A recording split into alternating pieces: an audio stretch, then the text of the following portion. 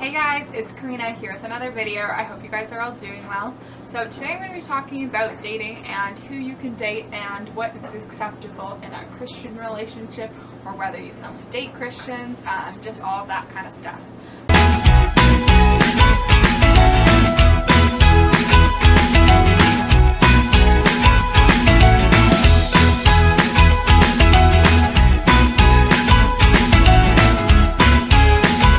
So growing up in the church, I was taught that I could only date Christians and that I was to marry a Christian. There's a verse in the Bible about this, and I'll go into more depth about that later. So my experience with dating, I've only ever dated a Christian person, and in my mind it was that I'd marry someone who was Christian. That was the only thought in my mind. I was very legit about this. I even got into an argument one time with my friend about how people of two different beliefs could not be in a relationship because they need to be equally yoked. So I was pretty serious about this. I was like, you should only date Christians, and if you're a Christian, you should only date Christians.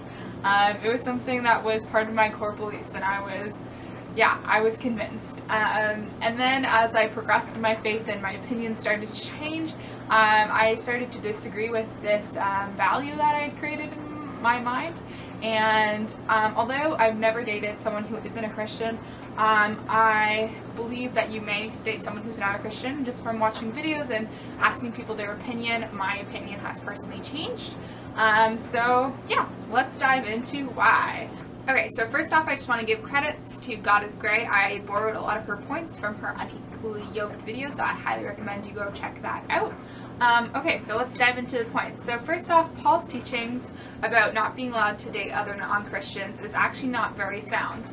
In 2 Corinthians 6:14 it says, "Do not be yoked with unbelievers, for what do righteousness and wickedness have in common, or what fellowship can light have with darkness?"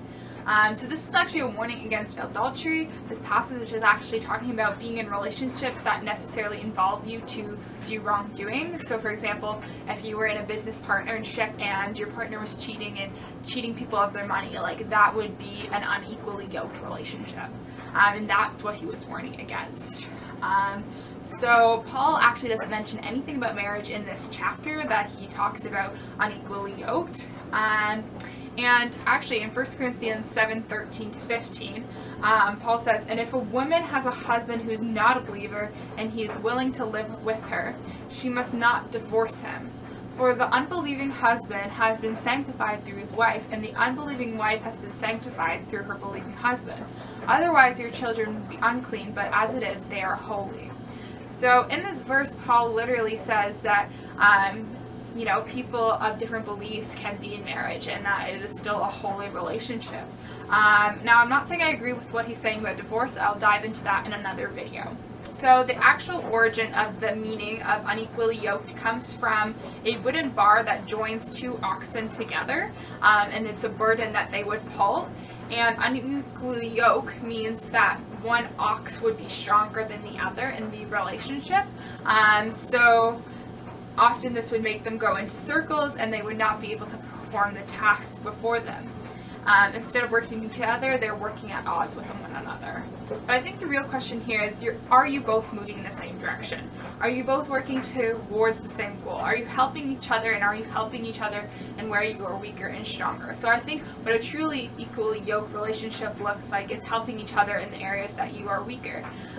So I think when it's talking about unequally yoked, it's actually referring to helping each other in the areas that you are weak and helping each other become stronger. It's not actually referring to your beliefs and what you believe. So my next point is, just because they go to church does not mean that they are a good match for you. You could easily go to church and have different values and want different things in life. So that is why honesty is key to any relationship. You can still honor God in your relationship even if the other person is not a believer. If you are willing to challenge and uplift one another and not let your beliefs diminish one another, it's important that you honor each other's beliefs and let the Holy Spirit guide you. The Holy Spirit is such a reliable source and such a beautiful thing, a part of us that we can come to and trust to lead us and guide us in our biggest life decisions. So yeah, I think that in a partner you should look for someone who meets your core values. And Honestly, it's impossible to find someone who's completely equally yoked with you. Like, to find a perfect match is just not even possible. So I do think you have to be different in distinct ways so that you can strengthen each other in your relationship. And your partner can't be your everything anyways. Like, you need to be able to satisfy yourself to an extent. So to have your partner perfectly yoked with you is just an unrealistic expectation as well. So if you don't know how you feel about this topic, pray about it, ask the Holy Spirit to guide you, ask other people's opinions, research it, and I will link below some resources that I found really helpful while researching this topic. And I hope you guys have a great week, and please like, subscribe, comment, and share, and know that if God put you to it, He will put you through it. Alright, bye guys!